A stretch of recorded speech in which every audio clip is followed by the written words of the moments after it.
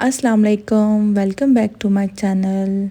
Hopefully आप सब ठीक होंगे। आज मैं आप लोगों के लिए मटन कढ़ाई की रेसिपी लेके आई हूँ। ये रेसिपी बहुत ही सिंपल है और जब इसको बनाते हैं इसका टेस्ट बहुत ही मज़े का है। आपने इस रेसिपी को लाजमी ट्राई करना है। तो टाइम वेस्ट नहीं करते, सीधा चलते हैं अपनी रेसिपी की जान। बिस्मिल्लाहिर्रहमानिर्रहीम। सबसे पहले आपने एक प्रेशर कुकर ले लेना है। उसमें आपने 1 किलो के करीब मटन शामिल करना। मटन आप जैसा मर्जी बोनलेस, यहाँ पे मैंने बोनलेस आप जैसा मर्जी इसमें शामिल कर सकते हैं। उसके बाद 2 मैंने प्याज लिया, जिसको मैंने मोटा मोटा काट लिया था, वो इसमें शामिल करेंगे।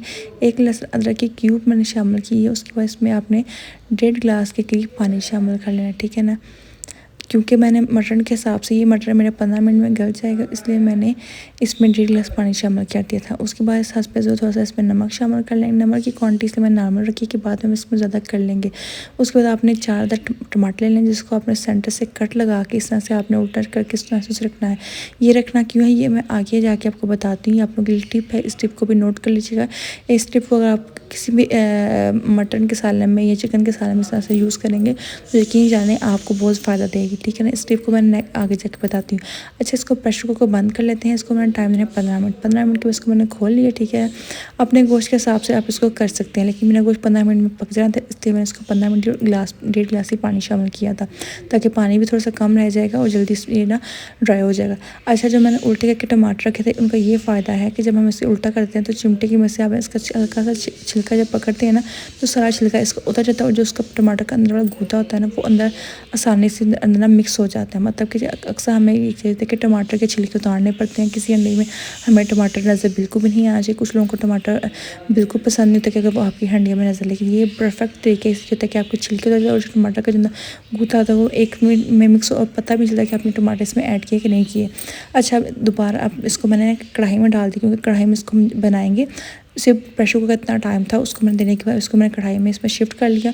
ये देखिए बोटी हमारी इस तरह से गल चुकी है। देखिए जी, गर्म बहुत ज़्यादा थी, तो ये देखिए मैंने तोड़ के दिखा रही, बोटी हमारी टूट चुकी है। अब फ्लेम को थोड़ा हाई कर लेंगे ताकि जल्दी इसका पानी खुश्क हो जाए। अच्छा, यहाँ पे हमारा पानी खुश्क हो जाएगा, देख सकते हैं पानी इसमें मामूली सा रह चुका है। उसको हसब ज़रूरत आपने इस पर नमक मिर्च शामिल करें। जैसे मैंने आधा चम्मच लाल मिर्च शामिल की है, आधा चम्मच के करीब ही मैंने इसमें हल्दी शामिल की और 3 से 4 टेबल स्पून के करीब मैंने ऑयल शामिल की। ऑयल इसलिए कम शामिल क्योंकि मटन में ऑलरेडी पहले भी गोश्त में थोड़ा सा ऑयली होता है, इसलिए मटन ना, ये कोई भी आप गोश्त बनाते हैं चिकन में छोड़ के, उसके बाद मटन या बीफ बनाए उसमें ऑयल थोड़ा कम डालें, क्योंकि गोश्त में पहले ही चिकनाहट होती है, तो इसलिए कम ही यूज़ किया करें। अच्छा जी, 3 से 4 चम्मच ऑयल डालने के बाद आपने इसको मिक्स करना है। आप देखिए जी, इसकी रंगत कितनी प्यारी, पहले इसकी रंगत और अब की रंगत में कितना ज़्यादा फ़र्क है।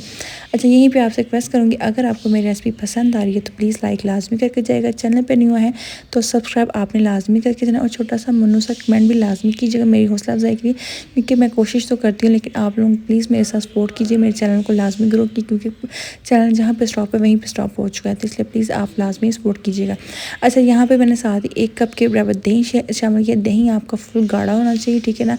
अगर दही आपका गाढ़ा नहीं तो आप इसको ना इसमें आप लोग डाल सकते हैं थोड़ा सा सूखा दूध डाल के ना, तो वो आप इसमें शामिल कर सकते हैं। लेकिन दही मेरा काफ़ी ज़्यादा गाढ़ा, इसमें ड्राई मिल्क डालने की बिल्कुल ज़रूरत नहीं पड़ी।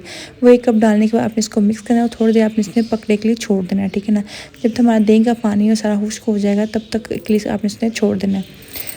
यहाँ पे देख सकते हैं कि दही का जो पानी था खुश्क हो जाएगा। ये बहुत ही अच्छी हमारी ग्रेवी बन चुकी है। अब यहाँ पे हम शामिल कर लेते हैं 1 टेबल स्पून के करीब सूखा धनिया। 1/2 टी स्पून हम इसमें काली मिर्च शामिल करेंगे और 1/2 टी स्पून हम इसमें सूखा भुना हुआ ज़ीरा शामिल कर देंगे।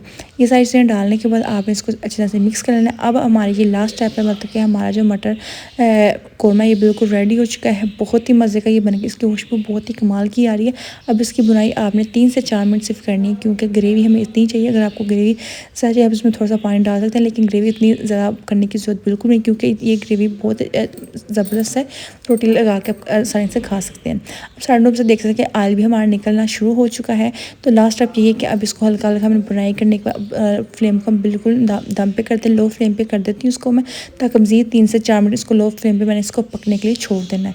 क्योंकि बुनाई जो मैंने करनी थी वो मैंने कर ली, लेकिन इसको मज़ीद हम 3 से 4 मिनट छोड़ देंगे तो जो ऑयल है वो बहुत ही मज़े का, मतलब कि ऊपर से एक तय उस ऑयल की बन जाएगी और खुशबू उसकी कमाल की, वो टेस्ट भी बहुत ही मज़े का होगा।